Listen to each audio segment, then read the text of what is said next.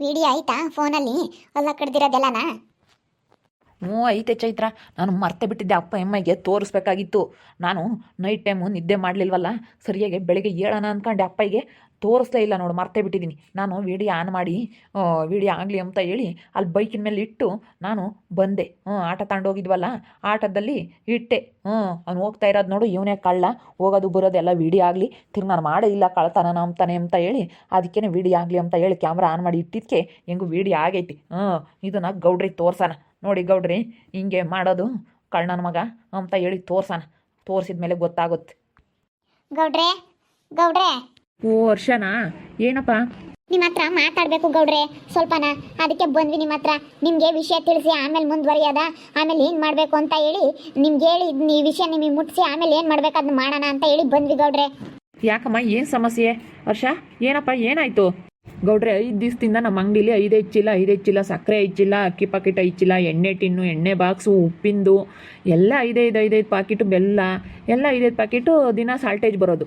ಒಂದು ದಿವಸ ನೋಡಿದೆ, 2 ದಿವಸ ನೋಡಿದೆ, 3 ದಿವಸ ನೋಡಿದೆ, 4 ದಿವಸ ನೋಡಿದೆ, 5ನೇ ದಿವಸದಾಗೆ ಈ ಕೆಲಸ ಮಾಡ್ತಾ ಇರೋದು ನನ್ನ ತಮ್ಮನೇ.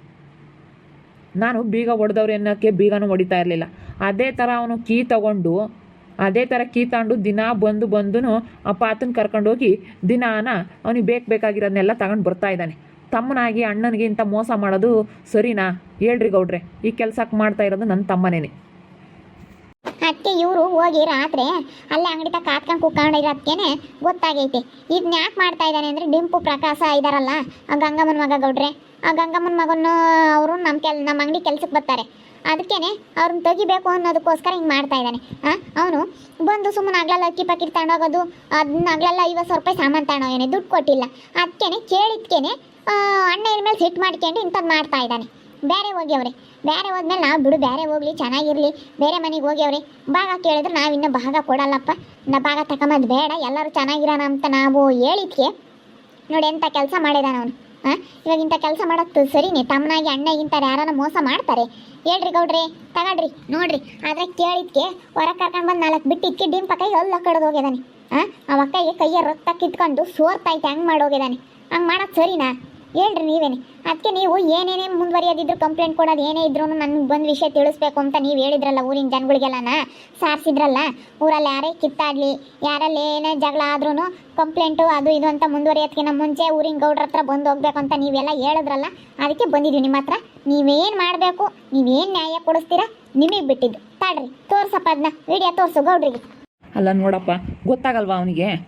ಚೆನ್ನಾಗಿದ್ರಲ್ಲ ಅಣ್ಣ ತಮ್ಮಗಳು, ಇದ್ದಕ್ಕಿದ್ದಂಗೆ ಯಾಕಪ್ಪ ಹಿಂಗೆ ಜಗಳ ಮಾಡ್ಕೊಂಡ್ರಿ? ಏನು ಮಾಡಲಿ ಗೌಡ್ರೆ, ನಾವು ತಮ್ಮ ಅಂತ ಹೇಳಿ ನಾವು ಕೈ ಹಿಡಿದು ಸಹಾಯ ಮಾಡ್ತೀವಿ. ನಮಗೆ ಕೈಲಾದೋಟು ಏನು ಸಹಾಯ ಮಾಡಬೇಕು ಅನ್ಸುತ್ತೆ ಅದನ್ನು ಮಾಡ್ತೀವಿ. ಮುಂದುವರಿಲಿ, ನನ್ನ ತಮ್ಮನೂ ಚೆನ್ನಾಗಿರಲಿ ಅಂತ ಹೇಳಿ ಒಂದು ಸ್ವಲ್ಪ ಮುಂದುವರಿತಿದ್ದಂಗೆ ದುಡ್ಡು ಮಾಡ್ಕೊಂತಿದ್ದಂಗೆ ಜಂಬ ಮಾಡ್ಕೊಂಡು ಜಗಳ ಮಾಡ್ಕೊಂಡು ಹೋಗ್ಬಿಟ್ರೆ ಅಣ್ಣ ತಮ್ಮಗಳವರು ಇದ್ದಾವೆ ಗೌಡ್ರೆ, ಎಂತೆಂಥರೋ ಗುದ್ದಾಡ್ತಾರೆ. ನಾವು ಚೆನ್ನಾಗಿದ್ವಿ, ಚೆನ್ನಾಗಿರ್ಬೇಕು ಅಂತಲೇ ನಮಗೂ ಇದ್ದಿದ್ದು. ಅವರಾಗಿ ಅವ್ರು ಮಾಡ್ಕೊಂಡ್ರೆ ನಾವೇನು ಮಾಡೋಕ್ಕಾಗುತ್ತೆ ಗೌಡ್ರೆ? ಇಬ್ರು ಗಂಡ ಹೆಂಡತಿ ಹೋಗಿ ದಿನ ತೊತ್ತಾ ಇದ್ದಾರೆ ನಮ್ಮ ಅಂಗಡಿಗೆ ಸಾಮಾನು. ಇವಾಗ ನನಗೊಂದು 3 ಲಕ್ಷ ರೂಪಾಯಿ ಲಾಸ್ ಆಗೈತೆ. 3 ಲಕ್ಷ ರೂಪಾಯಿ ನೀವು ಕೊಡಿಸ್ಲೇಬೇಕು.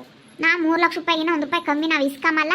ನೀವು ಏನಾನ ಅವ್ರ ಕಡೆಗೆ ಮಾತಾಡಿ ಹಂಗೆ ಹಿಂಗೆ ಅಂತ ಅಂದರೆ ದುಡ್ಡು ಕೊಡಲಿಲ್ಲ ಅಂತಂದ್ರೆ ನಾವಂತೂ ಮುಂದುವರಿಯೋದು ಖಂಡಿತ. ಕಂಪ್ಲೇಂಟ್ ಕೊಟ್ಟು ಬೆಂಡ್ ಎತ್ತಿಸ್ಬೇಕು, ಅದನ್ನ ಮಾಡ್ತೀವಿ ನಾವು. ಅದೇನು ಮಾಡಬೇಕು ಅಂತ ಇದ್ದೀವಿ ಅದನ್ನ ಮಾಡ್ತೀವಿ. ಅದಕ್ಕೆ ಈ ವಿಷಯ ನಿಮಗೆ ತಿಳಿಸ್ತಾ ಇದ್ದೀವಿ. ಸರಿಯಮ್ಮ, ಆಯಿತು, ಬರ್ತೀನಿ. ಪಂಚಾಯತಿಗೆ ಹಾಕ್ತೀನಿ, ಕರೆಸ್ತೀನಿ ಅವನ್ನ.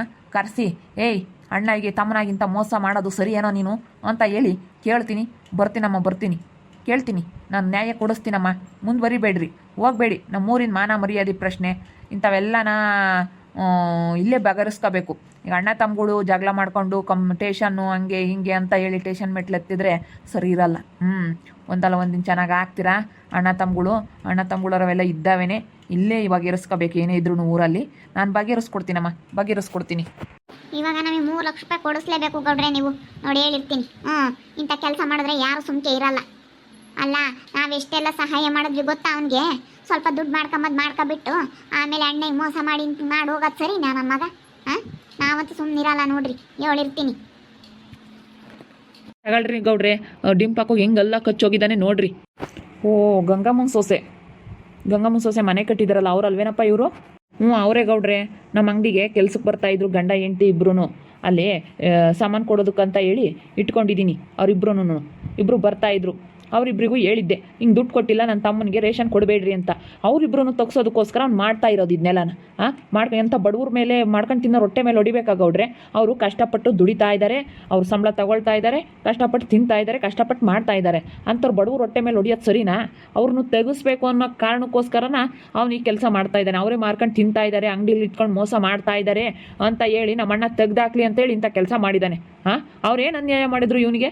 ನಾನು ಹೇಳಿದೆ ಗೌಡ್ರೆ ಕೊಡಬೇಡ್ರಿ ನನ್ನ ತಮ್ಮ ಬಂದರೆ ಅಂತೇಳಿ. ಅವರು ನಾನು ಹೇಳ್ದಂಗೆ ಹೇಳಿದ್ರು. ಎಂದಾದರೂ ಅಂಗಡಿ ಬಿಟ್ಟು ಹೋಗ್ತಾ ಇದ್ನ ಅವ್ರು ಇದ್ದಾಗ ಹೇಳ್ತಾ ಇದ್ದೆ ಅವ್ರ ಮೇಲೆ ತುಂಬ ನಂಬಿಕೆ ಗೌಡ್ರೆ. ಅವ್ರಿಷ್ಟು ದಿವಸ ನಮ್ಮ ಅಂಗಡಿಲಿ ಬರ್ತಾರೆ, ನಾನು ಇಲ್ಲದ ಸಮಯದಲ್ಲಿ ಒಂದು ಚಾಕ್ಲೇಟ್ ಕೂಡ ತಿನ್ನಲ್ಲ ಗೌಡ್ರೆ. ಅವರು ಅಷ್ಟು ನಿಯತ್ತಾಗಿ ಕೆಲಸ ಮಾಡ್ತಾ ಇದ್ದಾರೆ ಗಂಡ ಹೆಂಡ್ತಿ. ಅಂಥವ್ರ ಮೇಲೆ ಇವನು ಹಿಂಗೆ ಮಾಡೋದು ಸರಿನಾ? ಹೇಳ್ರಿ ಗೌಡ್ರೆ ನೀವೇನೆ.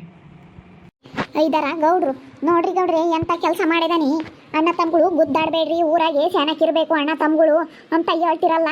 ನೋಡ್ರಿ ಅಣ್ಣ ತಮ್ಮಗಳು ಬೇರೆ ಹೆಂಗೋ ಸುಮ್ಕಿರ್ತಾರೆ, ಅಣ್ಣ ತಮ್ಮಗಳಿಗೆ ಬರೋದು ಕುತ್ತಿಗತ್ತಾನ. ಯಾರನ್ನೊಂದಿಟ್ಟು ಮುಂದುವರಿತಾರಂದ್ರೆ ನೋಡ್ರಿ. ಈ ಹುಡುಗ ಏನು ಇಂಥ ಕೆಲಸ ಮಾಡೈತೆ? ಪಂಚಾಯತಿಗೆ ಹಾಕಿಸ್ತೀನಿ. ನಿಮಗೆ ಅನ್ಯಾಯ ಆಗಿರೋದು ನಾನು ನ್ಯಾಯ ಕೊಡಿಸ್ತೀನಮ್ಮ ಲಕ್ಷ್ಮಕ್ಕ. ಕೊಡಿಸ್ಲೇಬೇಕು, ಕೊಡಿಸ್ಲಿಲ್ಲ ಅಂದ್ರೆ ಯಾರು ಸುಮ್ಕಿರಲ್ಲ. ಅಂತ ಬಡವ್ರ ಹೊಟ್ಟೆ ಮೇಲೆ ಹೊಡೆದ್ರೆ ಅವ್ರು ಹೆಂಗ್ ಜೀವನ ಮಾಡ್ಬೇಕು ಗೌಡ್ರೆ?